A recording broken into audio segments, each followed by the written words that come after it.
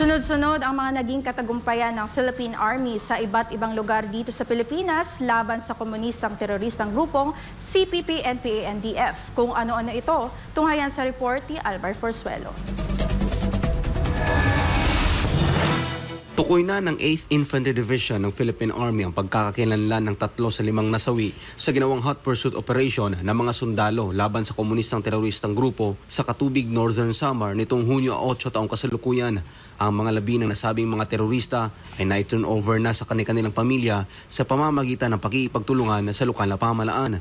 Kinilala ang mga ito bilang sina Noel Libico Sr., Arnel Aquino at Nonoy Norcio na kalaunay kinumpirma rin ng isang alias in na Vice Squad Leader ng Squad 1 Sub-Regional Guerrilla Unit Sub-Regional Committee Arctic Eastern Visayas Regional Party Committee na kusang nagbalik loob sa 8th ID nitong Hunyo 2 taong kasalukuyan.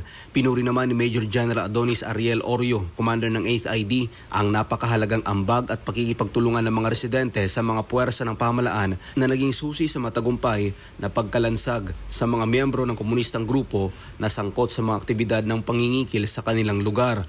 Kasunod nito, kinundi na naman ng mga naulilang pamilya ang komunistang teroristang grupo na nag-akay sa kanilang mga mahal sa buhay na umanib at sumama sa armadong pakikibaka na naging pangunahing responsable sa kanilang pagkasawi.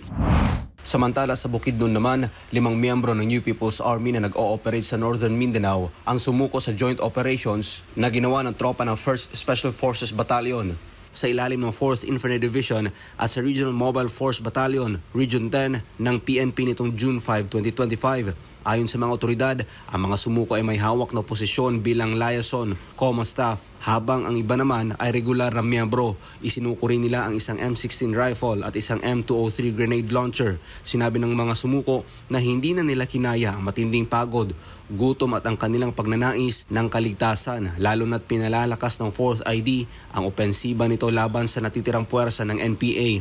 Sa kanyang pahayag, sinabi ni Major General Michael Anayron Jr., Commander ng 4th ID, na ang nasabing pagsuko ay malinaw na patunay ng walang humpay na pagsusumikap ng pamahalaan na wakasan na ang lokal na armadong tunggalian ng mga komunista at gawing kaibigan ang dating mga kaaway.